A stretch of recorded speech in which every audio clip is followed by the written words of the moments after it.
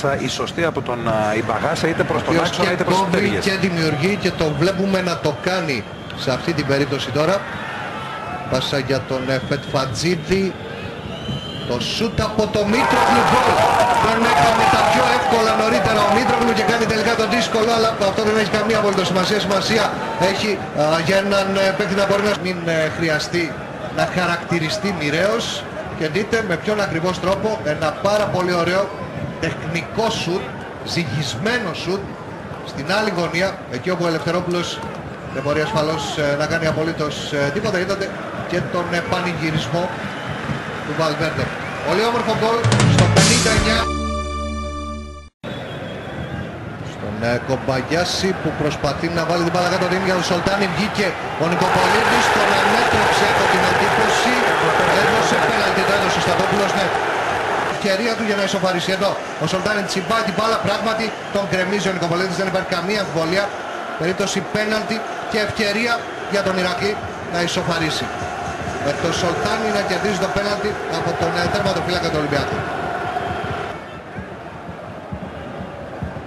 Μάρα απέναντι στον Νικοπολίδη. 71ο λεπτό. Ο Μάρα που εκτελεί τώρα η μπάλα στα δίκτυα στην άλλη γωνία από αυτή που έπεσε ο Νικοπολίδης και 11 λεπτά πριν το τέλος. Το πέναλτι το κάνει ο Νικοπολίδης, πάντως η ιστορία έχει πολλά κοινά σημεία. Βλέπουμε ξανά το εύστοχο χτύπημα απέναντι του Μάρα με το οποίο ο Ηρακλής ισοφαρίζει 1-1. Να δούμε τώρα τον Σολτάνη, κατέβασε ωραία. Εξέφυγε από το Μοντέστο και μπαίνει πάτσα με τον Νικοπολίδη, πάει να αποφύγει και τον Παπαδόπουλο δίνει έτοιμο γκολ στο στο 86 ο Ηρακλής με το Βέλιο, ένα καταπληκτικό φινάλε στο παιχνίδι με τον Ηρακλή να πετυχαίνει την ολική ανατή με τα δύο τέρματα μέσα σε διάστημα 7 λεπτών αρχικά με το Μάρα και ισοφάριση με το εύστοχο χτύπημα χτες. Εδώ ξανά η καταπληκτική ενέργεια από το Σολτάνη.